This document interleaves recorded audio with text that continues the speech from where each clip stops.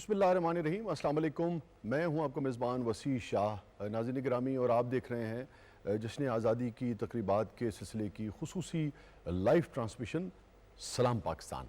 और आप जानते हैं कि इसमें हम पाकिस्तान के मुख्तलिफ जो शोबा जात हैं, उनके जो नुमायाँ पर्सनैलिटीज़ हैं उनको इन्वाइट करते हैं, जो अचीवर्स हैं उनको इन्वाइट करते हैं, जो यूथ है, जो पाकिस्तान का मुस्तकबिल है, जो 60% पाकिस्तानियों की नुमाइंदगी करती है, ख़ास तौर पर हम उनको जगह देते हैं, उनको इनवाइट करते हैं, उनसे बात करते हैं, उनसे वो ख्वाब डिस्कस करते हैं जो उनकी आंखों में हैं, जो वो पाकिस्तान के बारे में देखते हैं, जो अपने बारे में देखते हैं, वो ख्वाब जिन पर अमल हमें पाकिस्तान को आगे लेकर जाएगा।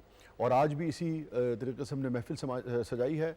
आज तो ऐसे लोग हमारे साथ मौजूद हैं जिनका पूरी दुनिया में डंका बजता है, पूरी दुनिया में उनका नाम है। वो मौसीकी का शोबा हो, वो खेलों का शोबा हो, वो इल्म का शोबा हो। और मैं अभी जब इनसे मिला, मैं अभी तारुफ़ की तरफ बढ़ूँगा, तो मैंने उनको बताया कि मैं कितनी मुद्दत से इंतज़ार कर रहा था कि आपके दर्शन हो सकें। मेरे नज़दीक वो इतनी ही बड़ी शख्सियत हैं, और उन्होंने न सिर्फ खेलों की यानी के मैदान में पाकिस्तान का नाम रोशन किया, बल्कि अपने किरदार से भी, जो एक स्पोर्ट्समैन स्पिरिट होती है, उन्होंने ये बताया कि पाकिस्तानी कैसा शानदार खेल पेश करते हैं और कैसे बावकार किरदार के साथ खेल पेश करते हैं। तो ये न सिर्फ पाकिस्तान की खेलों की अलामत है, बल्कि पाकिस्तान में खेलों में जो पाकिस्तान का किरदार है उसकी भी अलामत है, शानदार किरदार की अलामत है। बहुत ही लुत्फ़ आएगा इनसे गुफ्तगू करके। किसी तारुफ़ के वैसे तो ये मोहताज नहीं है। इनका नाम है शहबाज़ अहमद, जिनको हम सारी दुनिया जानती है शहबाज़ सीनियर के नाम से। Welcome to the show Shahbaz भाई। और 94 का जो वर्ल्ड कप था पाकिस्तान ने वो जीता था, और शहबाज साहब उस वक्त उसके कैप्टन थे। 92 में जब हमने ब्रॉन्ज़ मेडल हासिल किया था ओलंपिक्स में, उसके भी आप कैप्टन थे।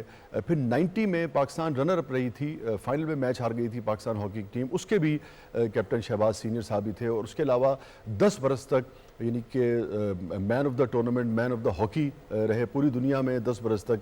इनसे बड़ा प्लेयर मौजूद नहीं था। और मैं समझता हूँ कि इस वक्त भी अगर आप दुनिया की अगर आप मुझसे पूछिए कि हॉकी की 100 साला तारीख़ की अगर आप टॉप 10 प्लेयर्स निकालेंगे तो ये टॉप 3 में आएंगे। मुझसे पूछिए तो मैं तो इन्हें टॉप में ही रखूँगा, मगर मैंने बहुत ही एहतियात से, चूँकि इसमें हो सकता है कि ये कहें भी हसन साहब भी हैं, मंजूर जूनियर भी हैं, अपना समीउल्लाह भी हैं, तो इसलिए मैंने इन्हीं की वजह से ये थोड़ी सी एक गुंजाइश जो है वो रख दी। बहुत बहुत शुक्रिया आपकी तशरीफ़ आवर का शहबाज भाई। और इनके साथ तशरीफ़ फरमा हैं, आप भी किसी तारुफ़ के मोहताज नहीं हैं, आप रिसर्च स्कॉलर हैं और शोबा उर्दू से वाबस्ता हैं GC यूनिवर्सिटी में। आपका नाम है प्रोफेसर डॉक्टर फरजाना रियाज हाशमी साहिबा। वेलकम टू द शो मोहतरमा। बहुत शुक्रिया। और उसके साथ यानी कि प्रोफेसर साहिबा के साथ जो हस्ती तशरीफ़ फरमा है, उनको तो देख के ही हमें पता नहीं क्या क्या कुछ और कौन कौन याद आता है। एक ऐसी हस्ती याद आती हैं अगेन जिन्होंने अपने शोबे में बेपनाह मकाम हासिल किया, अपनी रियाजत से, अपनी कमिटमेंट से, अपनी मेहनत से, जो खुदा ने उनको सलाहियत दी थी उससे पाकिस्तान क्या, पाकिस्तान के बाहर क्या, पंजाबी समझने वाले, उर्दू समझने वाले उनकी गायकी पर झूमते भी थे, भंगड़े भी डालते थे, और जब वो सैफुल मुलूक गुनगुनाया करते थे तो उनसे सीखते भी थे और उनकी आंखों में आंसू भी हुआ करते थे। मगर उनका भी जो किरदार था वो भी बेमिसाल था। हमने अपनी आंखों से देखा, मेरा अपना उनसे 20-25 बरस का ताल्लुक़ था। एक शानदार किरदार के मालिक थे, बेहतरीन फनकार और बेहतरीन इंसान। शौकत अली साहब के साहबजादे हमारे साथ मौजूद हैं, Amir Shaukat Ali. Welcome to the show Amir. बहुत नवाजिश, बहुत मोहब्बत, आप तशरीफ़ लाए। मैं अगेन आपको भी बस देखता जा रहा हूँ, और शौकत भाई मुझे यानी कि उनकी इतनी सारी मुलाकातें अल्लाह पाक आपको सलामत रखे शाह जी। ये तो मैं पिछली दफ़ा भी एक बात कही कि PTV is like a second home to us, हमारे लिए, क्योंकि आंख खोली है तो वालिद साहब के साथ स्टूडियो A, स्टूडियो B, और कैसर साहब की बड़ी मोहब्बत कि इन्होंने इस पाक महीने में, इस खूबसूरत महीने में याद फरमाया है, क्योंकि उनकी कंट्रीब्यूशन बहुत ज़्यादा है शौकत अली साहब की नेशनल सॉन्ग्स के हवाले से। और आपका बहुत शुक्रिया, आपने याद फरमाया। भाई आपका शुक्रिया कि आप तशरीफ़ लाए। शहबाज भाई, अब इस वक्त मैं कहूँगा कि इस मौके पर आज तो इसका जिक्र ना करें कि हम हॉकी में इतना शानदार ताबनाक माजी होते हुए भी आज हम ओलंपिक्स में यानी कि शिरकत भी नहीं कर पाए। मैं चाहूँगा कि यहाँ से आगे लेकर चलें कि इस वक्त जो हमारी हालत है, आगे आप कैसे देखते हैं, कैसे इस मामले को, इस बिगाड़ को बेहतरी में बदला जा सकता है? सबसे पहले तो मैं ये कहूँगा जो छोटे बच्चे हैं उनमें हॉकी का इंटरेस्ट नहीं है। कोई भी हॉकी की तरफ आना नहीं चाहता, खेलना नहीं चाहता। स्कूल कॉलेजेस में हॉकी ख़त्म हो गई है। जब पढ़े लिखे बच्चे हॉकी में नहीं आएंगे तो हम एक अच्छी टीम तैयार नहीं कर सकते। और इसी तरह जब तक पाकिस्तान की टीम सारे शहरों से मिलकर बनती थी, जिसमें कराची के लोग होते थे, पेशावर बन्नू के होते थे, पंजाब के होते थे, मगर गोजरा के तो बहुत होते थे। गोजरा के बहुत होते थे। उस वक्त बहुत अच्छी टीम थी। आप देखें सलाउद्दीन सिद्दीकी साहब हैं, मुनव्वर जमान थे, हनीफ खान बिल्कुल थे। इब्तिदा के लोग। अब हमारी हॉकी सिमट कर पंजाब के चंद हिस्सों में रह गई है, और वो भी वो बच्चे खेलते हैं जो स्कूल जाए ना जाए हॉकी की तरफ आ जाते हैं। अगर हम आज हॉकी को ठीक करना चाहते हैं तो हमें हॉकी के स्कूल बनाने पड़ेंगे, 3-4 कोई अच्छे लेवल की एकेडमीज़ बनानी पड़ेंगी, जहां बच्चों को आप एकेडमिकली लुक आफ्टर करें, उनको स्पोर्ट्स गियर दें, स्टाइपन दें, उनके अंदर इंटरेस्ट पैदा करें, इनकरेज करें हाँ, उनको इंसेंटिव्स देकर इनकरेज करें, तो फिर हॉकी में आएंगे।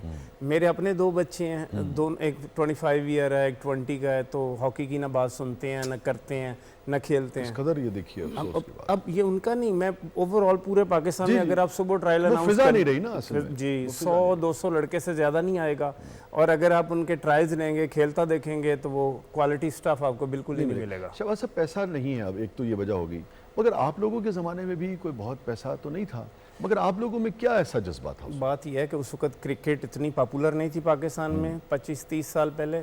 फिर जो मैंने बात की है पैशन की, हमें जुनून था। अब मैं सारी गेमों में अच्छा था, लेकिन मुझे जुनून था कि मैं हॉकी खेलूं।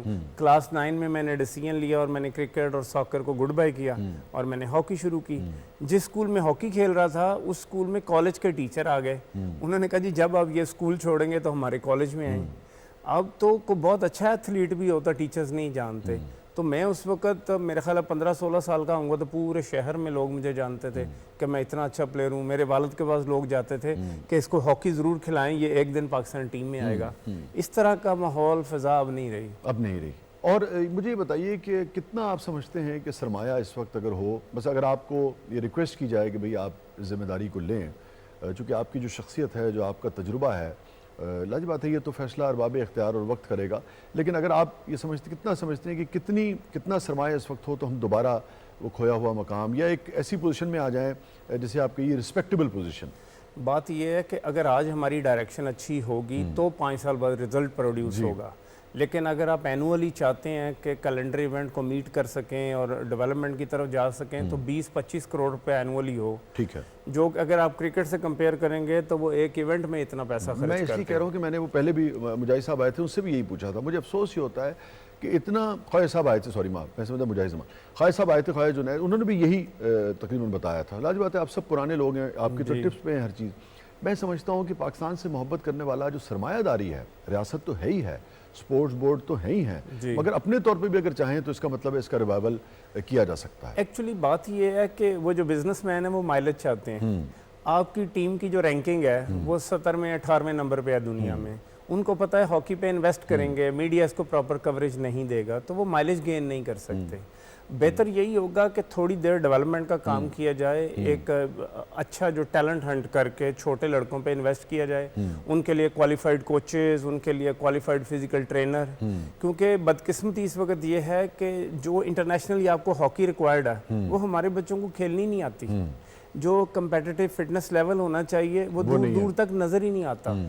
इन बच्चों पे अगर 2 साल मेहनत करें तो फिर भी आपको लगता है कि ये उस लेवल पे आ ही नहीं सकते। जैसे आपने कहा कि 5 बरस जी एटलीस्ट, और 5 बरस भी अगर आप अपनी यूथ पे तवज्जो दें, जो आपके पास एग्जिस्टिंग स्टफ है उसके ऊपर काम करके भी आप रिजल्ट प्रोड्यूस नहीं कर सकते। मैं जब वापस आऊँगा तो मैं फिर आपसे जो दरख्शां हमारा माजी था उसके कुछ यादगार मोमेंट्स, कुछ यादगार लम्हात वो आपसे शेयर करना चाहूँगा। और चाहूँगा कि आप हमसे शेयर करें कि वो कौन से मोमेंट थे, उस वक्त क्या जज्बा होता था, क्या एनर्जी होती थी, कैसे उसको आप यानी कि सेलिब्रेट किया करते थे।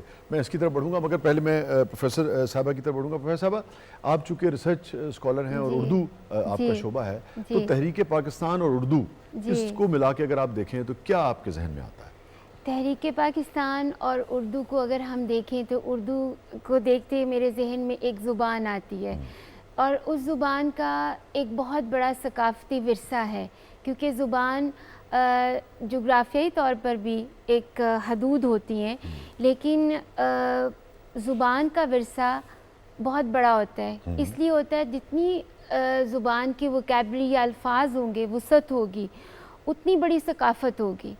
अब लोग सोचते हैं कि शायद मुल्कों की हदूद हैं या इसी हद तक हम उसको महदूद कर देते हैं, लेकिन ज़ुबान की तो कोई हदूद नहीं है। अगर हम तहरीक पाकिस्तान की जानिब देखते हैं, हम वो एक पूरी मूवमेंट है, वो एक पूरी तहरीक नहीं है, वो एक पूरा, आप उसको समझ लें कि जैसे एक पूरे ख़याल, एक फ़िक्र, एक उसमें ज़ुबान भी थी, एक उसमें काविश भी थी, एक उसमें सोच भी थी लोगों की। उर्दू जो शोरा थे, जो अदीब थे, उन्होंने कितना अहम किरदार अदा किया तहरीक शाह साहब, पाकिस्तान। आप खुद भी जानते हैं, आप तो खुद बहुत बड़े शायर हैं कि माशरे में दो किरदार बहुत अहम होते हैं वालिदैन के अलावा, वो तो एक लाजमी हिस्सा हैं ही, उस्ताद और अदीब।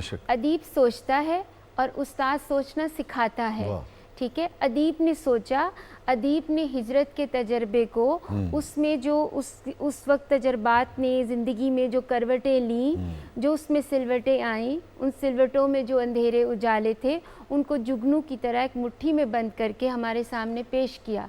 वो तजर्बात सब पर हुए, लेकिन पेश करना उन किरचियों को एक शीशा बनाकर हमारे सामने पेश कर दिया। बहुत अच्छी बात की आपने प्रोफेसर साहब, आप मुकम्मल कीजिएगा। और उसका फ़ायदा क्या हुआ कि वो बाद में आने वाली वो नस्ल जो उन तजुर्बात से ज़ाती तौर पर नहीं गुजरी थी, मगर चूँकि वो तजुर्बात बेहतरीन अदीबों ने कलम बंद किए थे, उनकी वजह से उन्होंने उसको एक तरह से लिव किया, फील किया, और उससे फिर अगली नस्ल को एक महमेज मिली कि भाई ये हासिल कैसे हुआ था, कितनी कुर्बानी। आप देखिए ना, किताब एक सादा लफ्ज़ नहीं है, किताब एक विरसे की मुंतकिली है, बेशक, और वो उसी तरह से इस विरसे को अपनी नई नस्ल को मुंतकिल कर सकते थे, वरना आप माजी से कट जाएंगे, आपको पता ही नहीं लगेगा। आप देखिए वसी साहब, जब हम तालीम का या इल्म का जिक्र करते हैं तो तरबियत बहुत ज़रूरी है।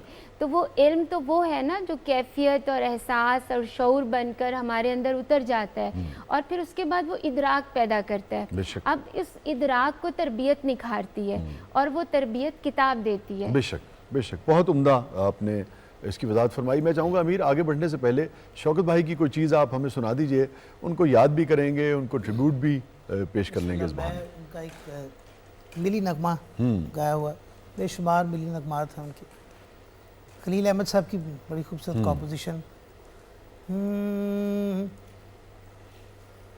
ए प्यारे लोगों, सजदे में जाके मांगो दुआ ये खुदा से, खाके वतन को सैराब कर दे अपने करम की घटा से। ए प्यारे लोगों, सजदे में जाके वाह वाह वाह वाह, मांगो दुआ ये खुदा से,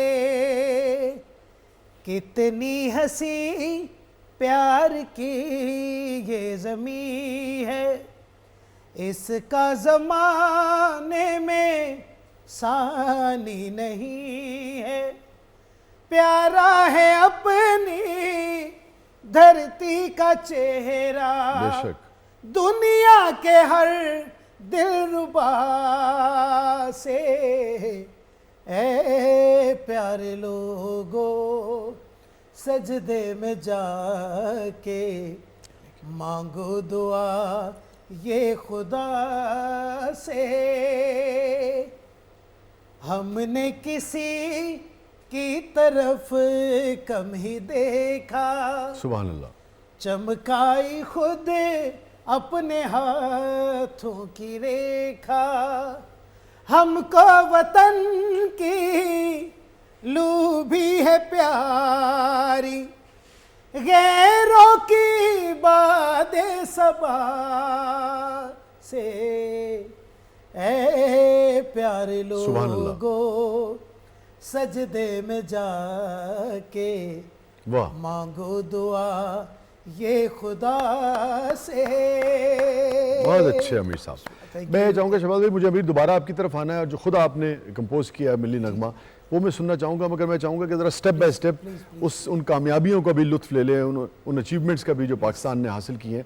94 का जो वर्ल्ड कप था वो आप शेयर करें, फिर जब मैं वापस आऊँगा तो फिर दूसरे टूर्नामेंट्स का जिक्र करूँगा। 94 वर्ल्ड कप के लिए जब हम जा रहे थे तो हमारे अपने टेक्नोक्रेट्स उन्होंने बड़ा क्रिटिसाइज़ किया कि ये पाकिस्तान की टीम वर्ल्ड कप नहीं लेने जा रही है तो चाय का कप भी नहीं ला सकती। तो जब हम गए हैं, हमें खुद भी वैसे उम्मीद नहीं थी कि हम इस काबिल होंगे कि फ़ाइनल में पहुंच जाएंगे। हमारी टीम ऑस्ट्रेलिया गई है तो इन्होंने 5 वक्त की नमाजें शुरू कर दी हैं और एक यूनाइटेड से हो गए। जो ग्रुप गया था वो एक टीम की शक्ल इख्तियार कर गया और ग्रेजुअली जब हमें विन मिलने लग गई तो उसमें से बहुत सारे लड़कों ने सोचा कि ये हमारा करियर का एंड है, तो कोशिश करते हैं कि हिस्ट्री क्रिएट करें। तो जब ये सोच आई है, वो डिवोशन डेडिकेशन में फ़र्क आया है, तो अल्लाह ताला की मदद और पाकिस्तानी अवाम की दुआएं थी। मैं चाहूँगा कि ज़रा फाइनल की यादें ताज़ा करें, मगर ब्रेक से आने के बाद। और ब्रेक से पहले मुझे बढ़ना है अमीर की तरफ। अमीर, जो आपने खुद कंपोज किया है और जी नईम साहब ने लिखा है, शाह जी, नईम हैदर साहब है यूके से। सुभान अल्लाह, सुभान अल्लाह, सुभान अल्लाह। एक मैसेज और जाना चाहिए इतना अच्छा मिली नगमा सुन के कि भाई जश्न आज़ादी मनाइए मगर फासला रख के, क्योंकि कोविड जो है वो हम सब जानते हैं कि उससे बचना है और उसकी बेहतरीन तरीका ये है कि वैक्सीनेशन करवाइए, एहतियात कीजिए अपने लिए, अपने प्यारों के लिए, और कहीं नहीं जाइए। छोटे से वक्फे के बाद वापस आते हैं। आप देख रहे हैं सलाम पाकिस्तान।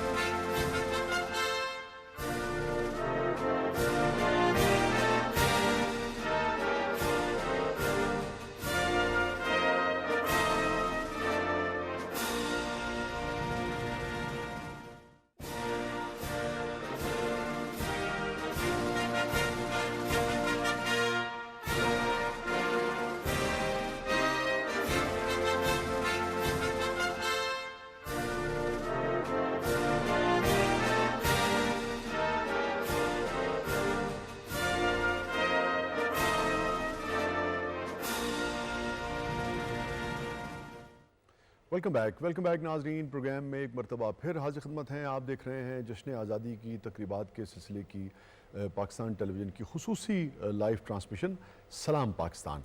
और अब हमें एक नई गेस्ट ने ज्वाइन किया है। इनका ताल्लुक़ हमारे उस 60% यानी कि तबके से है जो पाकिस्तान की उम्मीद हैं, पाकिस्तान का मुस्तकबिल हैं, यानी कि नौजवानों से इनका ताल्लुक़ है। लेकिन नौजवान होते हुए भी ये एक टीचर भी हैं, एक ट्रेनर भी हैं, और आप prime minister national youth council की रुकन हैं। बिल एंड मेलिंडा गेट्स का यंग लीडर अवार्ड भी हासिल कर चुकी हैं और बहुत सारी अचीवमेंट्स हैं इनकी। लारेब आबिद साहिबा ने हमें ज्वाइन किया है। वेलकम लारेब। Thank you. आप ठीक हैं, खैरियत से हैं? हाँ जी, अल्लाह का शुक्र। अच्छा, ये बताइए कि भाई इतनी सारी अचीवमेंट्स और इतनी छोटी सी उम्र में, तो ये ज़रा हमें बताइए कि इतनी जल्दी कैसे आपने ये सब अचीव किया? बस एज अ स्टूडेंट मैं बहुत पैशनेट थी और I always wanted to work. मेरे पेरेंट्स इसके बहुत बड़े कह लें मेरे आइडियल रही हैं मेरी मदर। तो उन्होंने कभी ये नहीं कहा कि अगर सब डॉक्टर्स हैं तो डॉक्टर ही बनना है। Very good. मेरा शौक था सोशल वर्क में था, आर्किटेक्ट में था, फैशन में था। मैंने एज अ डिग्री अपना सोशियोलॉजी और सोशल वर्क चूज़ किया। तो बस जब मैं कहती हूँ कि जब आप किसी की पसंद की चीज़ उसे करने देते हो ना, जब पैशन प्रोफेशन बनता है, तो इसका जो कॉम्बिनेशन है ना वो शायद इससे बेहतर नहीं है। बिल्कुल दुरुस्त बात। तो मेरी जर्नी इसीलिए जो है वो मैं कह सकती हूँ ऐसे शुरू हुई क्योंकि वो मेरा शौक था।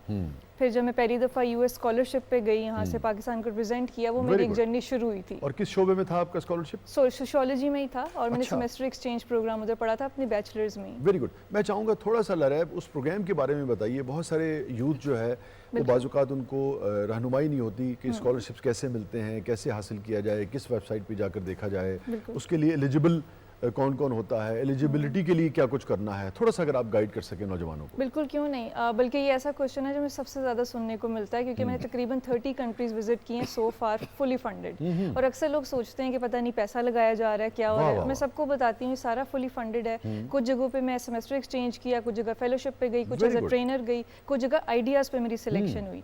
तो स्कॉलरशिप्स को सर्च करना बिल्कुल मुश्किल नहीं रहा आज के दौर में। मैं तो वैसे भी डिजिटल सोल्यूशंस पे काम करती हूँ। सिंपल वेबसाइट पे जाके आप स्कॉलरशिप फॉर पाकिस्तान भी लिखेंगे ना, आपको पता चल जाएगा कि इस कंट्री के लिए ये पूरी दुनिया में क्या क्या, पूरी दुनिया में क्या, बहुत सारी ऐसी वेबसाइट्स हैं। इवन मैं तो अब इतना ज़्यादा था कि मैं काम तो करती थी औरतों के उस पर, लेकिन क्योंकि लोग और यंग लोग मुझसे बहुत पूछते थे कि आप इन प्लेटफॉर्म्स पे कैसे गई, सिर्फ उनको बताने के लिए मैंने एक और प्रोग्राम शुरू किया जिसमें मैं यंग लोगों को ये बताती हूँ कि आपने ढूंढ तो लिया, अब लिखना मसला है। ठीक है। एप्लीकेशन कैसे लिखें, उसको सर्च कैसे करें, उसको विन कैसे करें, उन चीज़ों पे भी हमने डिस्कशन की। तो रोज़ थाउजेंड्स ऑफ स्कॉलरशिप्स ऐसे आते हैं यंग लोगों के लिए जो कि फुली फंडेड हैं। आपके पास आइडिया होना चाहिए और पैशन होना चाहिए। Very good. आप स्टैंड आउट करोगे एप्लीकेशंस में से, वो आपको बुलाते हैं। Very good. So this is how I ठीक स्टार्ट। है, और आपने शुरू ऐसे करना है, लाजी बात है इस वक्त इतना वक्त नहीं है कि स्कॉलरशिप ऑफ पाकिस्तान आप लिखें तो सारी तफसील नीचे बिल्कुल आएगी। फुली अब उसके फंडेड बाद निकले तो जी, वर्ड साथ। ठीक है। तो उसमें वो एयर टिकट भी अक्सर लोग कहते हैं नहीं है, उसमें वो भी होता है, उसमें एम्बेसी जाने तक के चार्जेस भी होते हैं। बिल्कुल, अच्छा, वेरी गुड। इतना ज़्यादा हाँ, convenience और उसके होता है। बाद तो लाजमी बात है कि जो स्टूडेंट अब दिलचस्पी लेगा, देखेगा, पढ़ेगा, उसी को फिर वो तो आजकल मिलेगा। तो इंटरनेट के ज़माने में मेरा ख्याल है किसी के पास पैशन होना तो सर्च करना कुछ मुश्किल हाँ, नहीं स्काई है। Is the limit. बिल्कुल। बिल्कुल दुरुस्त कह रही जनाब। 94 का वर्ल्ड कप और फाइनल, वो जरा यादें ताज़ा करें। हॉलैंड की टीम भी आपको पता बड़ी अच्छी टीम है, दुनिया की टॉप 4 टीम्स में आती है। हाँ। जब फाइनल मैच हुआ तो हमें पता था कि हॉलैंड हमसे थोड़ी सुपीरियर है, लेकिन अल्लाह का शुक्र है जिस तरह हमारा जर्नी वर्ल्ड कप का स्टार्ट हुआ है बॉटम से, हमें लगता था हम सेमीफाइनल के लिए भी क्वालिफाई नहीं करेंगे। हम तो उस जमाने से हॉलैंड को जानते हैं जब बॉबलेंडर खेला करता था। बिल्कुल 90 में वर्ल्ड कप जो हमारे थे बॉबलेंडर की वजह से आ रहे, हाँ। 2 गोल उसको तो भूलते ही नहीं हम। जी 94 वर्ल्ड कप में हमें आपको पता है ड्यूरिंग टूर्नामेंट बहुत बड़ी ट्रेजेडी भी हुई। ताहिर जमान जो हमारे इनसाइड राइट थे, उनके फादर की डेथ हुई। जी हाँ। उनको टीम मैनेजमेंट ने, मैंने, हम सब ने कहा कि आप फ्यूनरल पे चले जाएं, तो उन्होंने कहा कि मैं पाकिस्तान की खातर यहीं रुकूंगा और वर्ल्ड कप में पार्टिसिपेट करूंगा।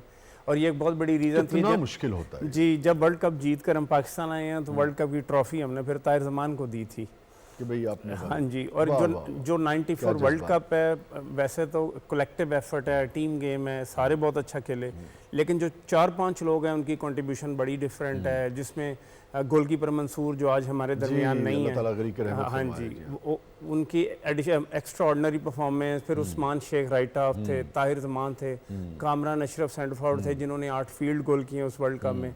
ये 4-5 और आप फिर अबू बॉल। हाँ, चल मैं भी शहबाज सीनियर भी ये जो 4-5 लोग थे, इनकी बड़ी ग्रेट कंट्रीब्यूशन थी। और बड़ा ये जो आपकी हम्बलनेस है ना, ये पाकिस्तानियों को हमेशा बहुत पसंद रही है। और बड़ा कंपेटिटिव फाइनल मैच हुआ है, ड्रॉ हो गया और पेनल्टी पुशेस पे हम चले गए। और जब पेनल्टी पुशेस पे जाता है तो आपको पता है एनी बॉडीज गेम कोई है। भी, हाँ जी। तो हम उस दिन फ्राइडे का दिन था और पाकिस्तान पूरा हमारे लिए दुआएं कर रहा था, और मैं समझता हूँ इसी वजह से पाकिस्तान जो है वर्ल्ड कप जीता है। क्या कहने मोहतरमा। तहरीक पाकिस्तान के हवाले से भी हम जब बात कर रहे थे, तो अल्लामा की और कायद के हवाले से आप कह रही थी कुछ चीज़ें आप ज़रूर शेयर करना चाहेंगे, प्लीज़। देखें वसी साहब, कुछ लोग ऐसे दुनिया में रह कर जाते हैं कि जब वो चले जाते हैं तो उनके जाने पे आंख से आंसू नहीं आता, बल्कि एक आप पुरअज़्म हो जाते हैं और उन्हीं की रास्ते पे चलने की कोशिश करते हैं और उन्हीं की तरह एक अज़्म बना लेते हैं। ऐसी ही मिसाल कायद और इकबाल की है। इकबाल ने तो देखिए, आपने अगर सुबह की बुनियाद रखनी है तो ख्वाब देखना है, सुभान अल्लाह। उससे पहले महताब और अंजुम देखने, सुभान अल्लाह, सुभान उसके बाद ख्वाब देखने, ख्वाब के बाद सुबह की बुनियाद होगी। वाह वाह। इकबाल ने ख्वाब देखा, कायद ने उस सुबह की बुनियाद रखी। हम उस वक्त अक़लियतों में थे।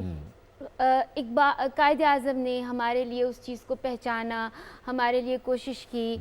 अब आप देखें, हमने अब जो यूथ के हवाले से मैं बात करती हूँ कि देखें, इकबाल ने नौजवानों की अहमियत को समझ लिया था और हम इतने बरस गुज़र गए हैं कि नौजवानों को अल्लामा इकबाल से उनकी दोस्ती नहीं करवा सके, जबकि इकबाल ने तो बहुत अरसा पहले कर ली थी। ज़बूर अजम लिखी जी, ख़ास तौर पे नौजवानों के लिए, जाए नमाज के साहिल पर बैठकर लिखी, उनके लिए लिखी। जी बिल्कुल। अब देखें, अगर अब कायद की बात करें तो कायद ने कहा यूनिटी, फेथ, डिसिप्लिन, ये यूथ के लिए कहा। यूनिटी ये नहीं है कि हर तरह के नौजवान एक फ़र्द की सूरत इख्तियार करके और इकट्ठे हो जाएं। यूनिटी का मतलब था कि तमाम नौजवान एक कौम है। फेथ है, यकीन है। यकीन ये नहीं था कि हम दूसरों की तरफ देखेंगे, यकीन ये था कि अगर हम छोटे से छोटा काम भी कर रहे हैं तो हमें अपनी सलाहियत पर पूरा यकीन होना चाहिए। इकबाल है ना, अफराद के हाथों में है अक़वाम की तकदीर, हर फर्द है मिल्लत के मुक़द्दर का सितारा। बिल्कुल। और डिसिप्लिन ये नहीं है जैसे अभी शहबाज साहब बात कर रहे थे अभी ब्रेक में कि हम डिसिप्लिन एक फॉलो करता हूँ। डिसिप्लिन ये नहीं है कि आप असेंबली में लाइन बनाकर तलबा और तालिबात को वहाँ ले जाएं और बताएं कि ये डिसिप्लिन है। एक किस्म है ये भी, एक वो तो एक रस्म है जी ना, हाँ। लेकिन हम उसको डिसिप्लिन का नाम देते हैं। डिसिप्लिन हर इदारे में, आपके मिजाज में, आपकी शख्सियत में, आपके स्कूल से लेकर आपके घर की दरसगाहों तक, वो रास्तों में जहाँ जहाँ से चलते आ रहे हैं, हर जगह पर एक प्रॉपर हमें एक डिसिप्लिन नज़र आना चाहिए। ये कायद ने कहा था। इकबाल ने, आप सॉरी टू से मैं माजरत चाहती हूँ अगर मैं कुछ ज़्यादा सख्त बोलूँगी, कि आज के नौजवान की जो दिल हैं वो अंग्रेज़ हैं, अक्लें जो हैं वो पंजाबी हैं, और तालीम हम मदरसों में उनको दिलाते हैं। हमने तालीम को एक रोज़गार समझ लिया है, जबकि ज़िंदगी के लिए रोज़गार से ज़्यादा इल्म की ज़रूरत है। तालीम मौजूद है, इल्म नहीं है। ठीक है, आप डॉक्टर साहब, प्रोफेसर साहब, लेकिन इसमें मेरे ख्याल में हमें, अब मैं खुद चूँकि एक वालिद हूँ, ये जिम्मेदारी नौजवानों के साथ साथ हम लोगों पे भी बहुत ज़्यादा, बहुत ज़्यादा। देखें ना, जैसे अब लारैब आज क्यों अचीवर हैं, इनके वालिदैन ने कहा भाई जो तुम्हारा दिल करता है। बिल्कुल, मैं जो कुछ थोड़ा बहुत हासिल किया, मेरी माँ ने, मैं I was the only son, कभी नहीं कहा कि ए बनना है, ये वो बनना है, और सारी तवज्जो ये थी कि बेटा इल्म हासिल करो, उसके बाद कारोबार करना अपना। तो ये नहीं था कि इल्म से या डिग्री से कोई पैसा कमाना है। बिल्कुल। तो ये हमारा भी तो फर्ज है ना कि हम अपने बच्चों को बताएं कि बेटा या बेटी, तालीम आपकी किरदार साजी के लिए है, आपके अंदर एक शऊर पैदा करने के लिए है, उसके बाद जो चाहें आप प्रोफेशन इख्तियार करें। लारैब, ये बताइए कि उसके अलावा आप यानी कि एक NGO भी रन करती हैं और उसके हवाले से भी आप काम करती हैं। मैं असल में जानना ही चाह रहा था कि इतने सारे काम आप टाइम कैसे निकालती हैं, और उसके बाद फिर कैसे उसमें हर काम में कैसे आप यानी कि जैसे कहिए कि उसकी इंतहा को छू लेती हैं, एक्सेल कैसे कर जाती हैं, ये क्या गुर है, ये भी ज़रा नौजवानों तक मुंतकिल कीजिए। अच्छा, मैं इसमें मेरी एक बड़ी थ्योरी है क्योंकि मैं ऐसा देखती हूँ कि कुछ लोग शिकायतें बहुत करते हैं, काम नहीं करते, और फिर वो ब्लेम गेम शुरू हो जाती है। कभी हुकूमत को कहेंगे, कभी अपने टीचर्स को कहेंगे, कभी इंस्टीट्यूशंस को कहेंगे। लोग जी टांगे बहुत खींचते हैं जी, आगे नहीं बढ़ने देते जी, मौका नहीं देते। मुझे ऐसा लगता है कि आपको अपने कंफर्ट जोन से निकलना पड़ता है कुछ करने के लिए। बहुत उम्दा बात की आपने। इससे पहले मैं आ रही थी तो मैं मोबाइल पे साथ एक सेशन ले रही थी। मैं कह सकती थी मेरा ये सेशन है, मैं नहीं आ सकती, लेकिन अगर मैंने किसी चीज़ की कमिटमेंट की हो, एक तो मैं बहुत प्लान्ड चीज़ें करती हूँ, फिर जो मैंने कमिटमेंट कर दी है उसके बाद उस कमिटमेंट में आगे पीछे नहीं कुछ होता। तो सबसे पहले तो ये कि अपने कंफर्ट जोन से निकलें कि मुझसे ये नहीं होता, मुझसे वो नहीं होता, मुझे ये नहीं आता, मुझे वो नहीं आता, मैं ये नहीं कर सकता, ये वो नहीं कर सकता। अब स्कॉलरशिप के लिए लिखना पड़ता है, वो लिखते ही नहीं कुछ लोग। अगर आप लिखेंगे नहीं तो उन्हें अपने आइडियाज कैसे कन्वे करेंगे, कोई आएगा नहीं। तो कंफर्ट जोन मेरे लिए बहुत ज़रूरी था। दूसरा, जैसे मैं बाहर गई, मैंने लर्न किया, लोग करते जी पिक्चर्स ले ली, घूम फिर आए, बात ख़त्म नहीं। वहाँ से आपने सीखा क्या? वहाँ से आके मैंने अपनी ऑर्गेनाइजेशन शुरू की थी, एक तंजीम शुरू की थी जिसमें मैंने औरतों के लिए काम शुरू किया, बच्चियों के लिए काम शुरू किया, और उस टाइम मैंने सिर्फ as a social worker activity की थी क्योंकि मेरी फील्ड से भी लिंक था। मुझे पता नहीं था कि 8 साल बाद मैं Imran Khan national youth council का हिस्सा रहूँगी, यानी कि प्रेजेंट गवर्नमेंट में। और वो काम जो मैंने 8 साल पहले भी शुरू किया था एक थोड़े से लेवल पे हेल्थ से, आज उसकी एज अ फोकल पर्सन मैं काम कर रही हूँगी। ये कहना मेरे लिए, मुझे पता है कि इसके पीछे कितनी मेहनत रही है, शायद लोगों को सिर्फ अचीवमेंट्स नजर आती हैं। ऑन अ लाइटर नोट, आप यानी कि इमरान खान साहब की यूथ काउंसिल का भी हिस्सा हैं, गालिबन आपके सियासी ख्यालात PTI से मिलते भी होंगे, मगर एक पोलाइटनेस भी आपके अंदर पाई जाती है। नहीं, एक्चुअली इस नेशनल यूथ काउंसिल का वैसे पॉलिटिकल एज सच लिंक नहीं है, जैसे एक स्टेट की एक पॉलिसी मेकिंग पे काम होता है, मैंने तो वैसे ही हल्की फुल्की मैंने कहा जरा जो हमारे PTI के दोस्त हैं वो जरा इस जुमले का लुत्फ लेंगे। मैं वापस आता हूँ तो फिर आपसे कुछ चीज़ें मुझे, अगर आप इजाज़त दीजिए, यहीं से वक्फे के बाद वापस आके यहीं से आगाज़ करेंगे। आप याद रखिएगा आप क्या कहना चाह रही हैं। नाज़रीन, कहीं नहीं जाइएगा, छोटे से वक्फे के बाद वापस आते हैं। गुफ्तगू बहुत ही अहम मोड़ पर है, लारैब से, प्रोफेसर साहबा से, शहबाज भाई से बहुत कुछ हम सबको सीखने का भी मौका मिल रहा है, और जो दरख्शां माजी था हमारा हॉकी का, उसकी भी याद ताज़ा हो रही है। दोनों चीज़ों को याद रखना चाहिए, नाकामी को भी, कामयाबी को भी, दोनों चीज़ें आपके पेश नज़र होनी चाहिए। ये दोनों चीज़ें फिर आपको आगे ले जाने में मदद देती हैं। ये अलग बात है कि नाकामी से सीखना चाहिए और कामयाबी को सर पे सवार नहीं होने देना चाहिए। छोटे से वक्फे के बाद वापस आते हैं। आप देख रहे हैं सलाम पाकिस्तान।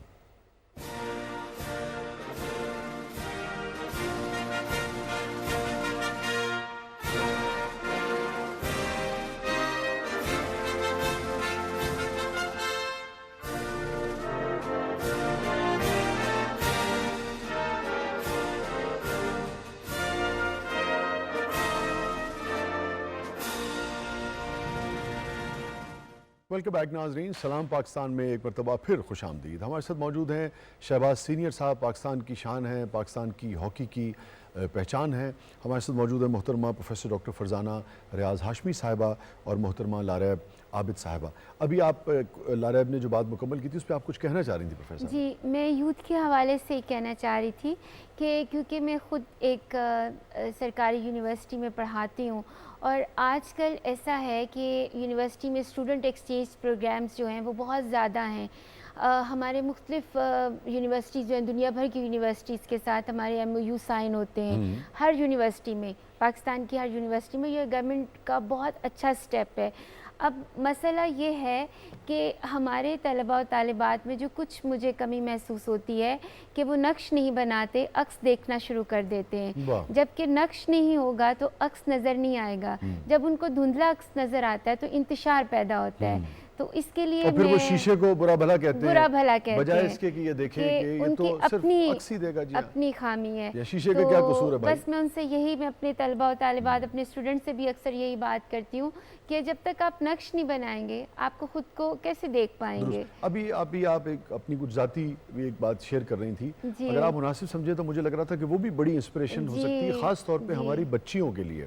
क्योंकि एक ये समझा जाता है कि भाई एक तो हमारी बच्चियां जो पढ़ती हैं और फिर शादी के बाद बिल्कुल अगर वो चुनना चाहें उनका इख्तियार है, लेकिन अगर कुछ ना कुछ कर सकें, जो भी वक्त अमूर ख़ानादारी से निकलता है वो सोसाइटी को भी दे सकें तो मेरे ख्याल में देना चाहिए। एक दूसरे ये जो है कि भाई शादी हो गई तो बस अब जैसे ज़िंदगी पढ़ाई का मामला ख़त्म हो गया। अगर आप शेयर करना चाहें, मुनासिब समझें, तो मुझे लगता है कि उससे भी बच्चियों को बड़ी इंस्पिरेशन मिलेगी। जैसे अभी लारैब बता रही थी कि पैशन होना चाहिए, तो ड्यूरिंग मास्टर्स मेरी शादी हो गई और मैंने 10 बरस बाद, उससे पहले मैंने जॉब वगैरह कुछ भी ऐसा सोचा भी नहीं था ज़िंदगी में।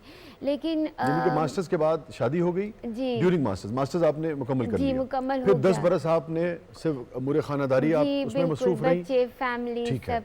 लेकिन मेरी अम्मी क्योंकि ख़ुद बहुत उनके अंदर एक पैशन था कुछ करने का और वो हमेशा मुझे कहती थी कि ऐसा कुछ करना चाहिए, यानी कि आप पढ़ सकती हैं। मुझे शौक़ भी था, जज्बा भी था, लेकिन उन्होंने उसको एक रिफ़ाइन किया कि ठीक है, बहुत साथ दिया मेरा।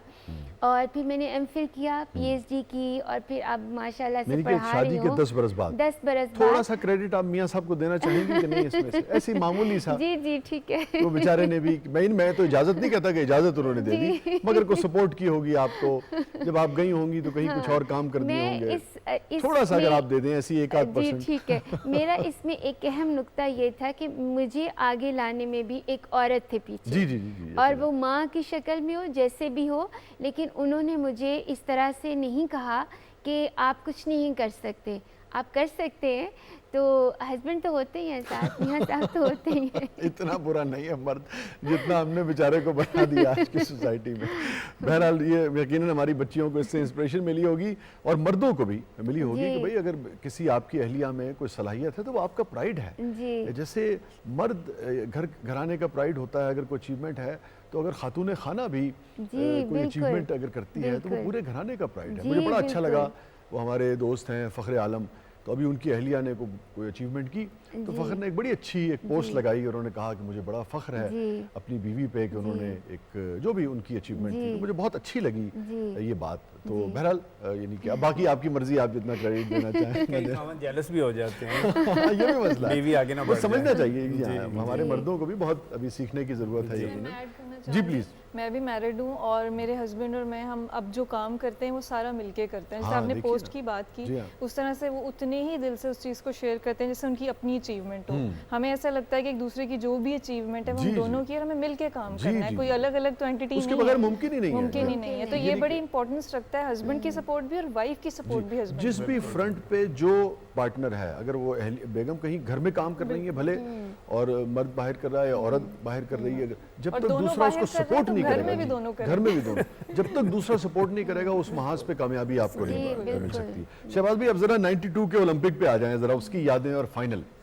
90 वो गालिबन हम 3 बजे देखा करते थे। हाँ जी, बार्सिलोना ओलंपिक गेम्स में हमारी टीम फेवरेट थी मैं समझता हूँ कि उसमें थोड़े हम अनफॉर्चुनेट रहे, हम सेमीफाइनल हार गए थे जर्मनी से और हम फिर ब्रॉन्ज मेडल जीते हैं, लेकिन उसमें हमारी टीम थी कि फ़ाइनल आराम से जीती, यहाँ से लोगों ने फेवरेट करार दी थी और हमें अपने करियर में अफसोस भी हुआ कि एक बड़ा मौका था ओलंपिक गोल्ड मेडल हासिल करने का, लेकिन हम नहीं कर सके।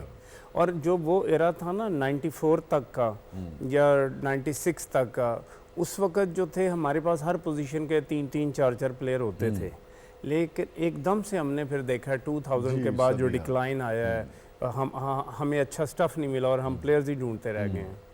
नहीं, मैं कहता हूँ उसकी यादें अगर आप ताज़ा करें 92 वाले की भी, कि बहरहाल वो थर्ड पोजीशन थी ना हमारी। हाँ जी, थर्ड पोजीशन थी थी। कि बहरहाल बड़ा अच्छा खेले, मैं बता रहा हूँ कि टीम बड़ा अच्छा, उसमें कोऑर्डिनेशन था, बड़ी अंडरस्टैंडिंग थी, लड़के बहुत बेहतर खेले हैं। लेकिन यह कि जब अनफॉर्चुनेट होता है तो उसकी यादें जो हैं कम ही रह जाती हैं। जैसे 90 वर्ल्ड कप आप देखें लाहौर में 80,000 का क्राउड था।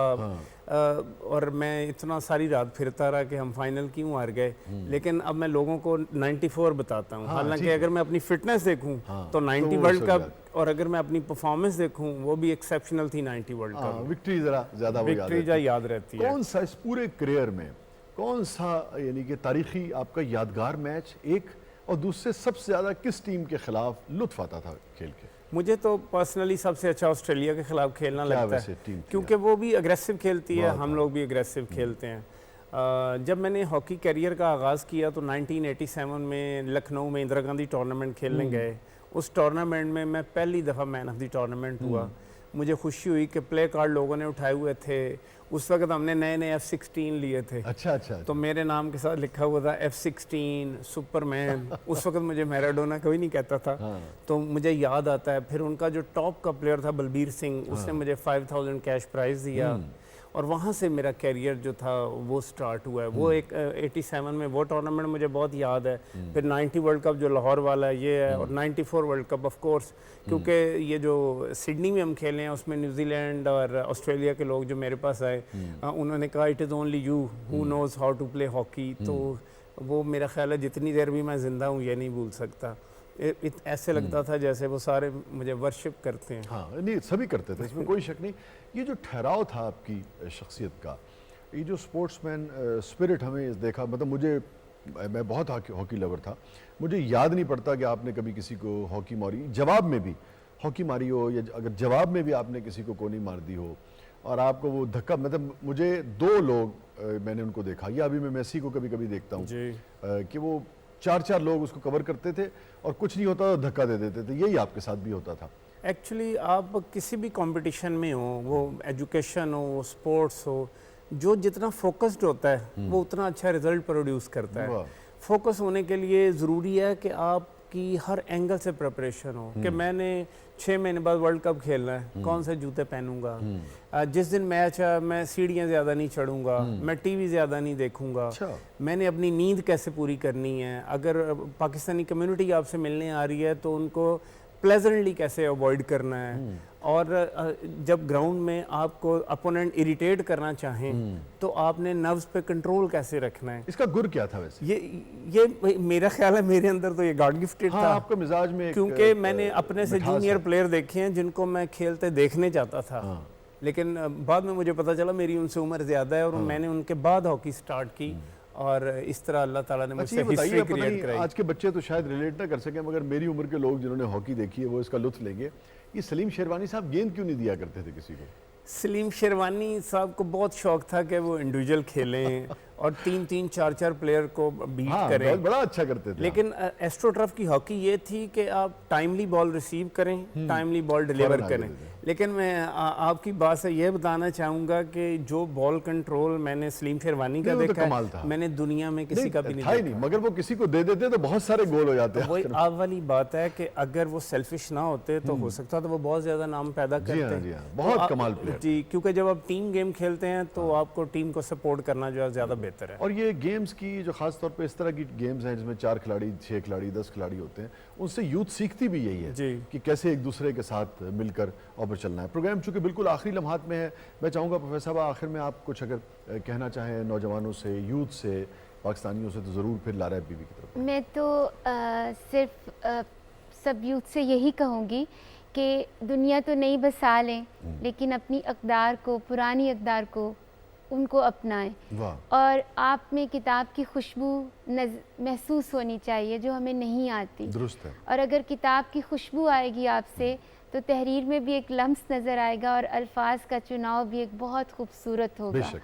बेशक। और मैं अब अगर आपकी बात को सिर्फ इसमें इतनी इजाफे की गुंजाइश दीजिए कि किताब का मतलब ये है कि पढ़ें, भले आप किंडल पे पढ़ लें, भले आप नेट पे पढ़ लें। देखिए जब वो पढ़ेंगे तो खुशबू भी आएगी ना, हाँ। बोलेंगे हमें पता चलेगा, पढ़ेंगे नहीं तो बोलेंगे कैसे। बिल्कुल। लारैब 10 सेकंड है आपके पास। जी, मैं बस ये कहना चाहूँगी कि अगेन कंफर्ट जोन से निकलें और अपने आइडियाज़ को पिच करें जो भी आपके माइंड में है, अपॉर्चुनिटीज़ क्रिएट करें अपॉर्चुनिटी ढूंढने की बजाय। और एक सबसे इम्पॉर्टेंट चीज़, अपने इर्द गिर्द के कुएं से ज़रूर निकलें। एक्सपोजर बहुत ज़रूरी है। मैं इतना कुछ पाई से लर्न करके आती हूँ, इम्प्लीमेंटेशन अपनी कंट्री में करें। बहुत मसाइल हैं हमें, लेकिन हम मिलके इसका मुकाबला कर सकते हैं। हमारे यहाँ उर्दू में कहते हैं कि दाना खाक में मिलकर गुलो गुलजार होता है। जब तक आप बिल्कुल अपने आप को यानी कि बिल्कुल जैसे कहिए जो आप कह रही कंफर्ट जोन से जब तक नहीं निकलेंगे तब तक आप कुछ अचीव नहीं कर सकेंगे, तब तक आप फूल में तब्दील नहीं हो सकेंगे। शायद भाई आखिरी बात आप पर फिर मैं ये कहना चाहूँगा कि मुल्क का और कौम का मैसेज जाता है वहाँ की ट्रैफिक से। अपने अंदर पेशेंस पैदा करें, जो भी मोटर बाइक पे हैं, गाड़ियों में हैं, एक दूसरे के हुकूक का ख्याल रखें और एक दूसरे को रास्ता दें ताकि सब ट्रैफिक को एंजॉय कर सके। उसमें औरतें भी होती हैं, उसमें बूढ़े ड्राइवर भी होते हैं। हमें जो यूथ है उनको बहुत अग्रेसिव नहीं होना चाहिए। बिल्कुल ठीक है। शहबाज भाई जो बात कर रहे हैं वो यही है, खेल भी कौम को खेल से भी सीखना चाहिए। वो यही कहना चाह रहे हैं कि भाई दूसरों को रास्ता दें और कभी कभी बॉल अगर आप बहुत अच्छा भी खेलते हैं तो दूसरों को पास करना भी सीखें। कल इंशाअल्लाह अज़ीज़ फिर आपसे मुलाकात होगी। तमाम मेहमानों की तशरीफ़ आवरी का बहुत बहुत शुक्रिया। सलाम पाकिस्तान।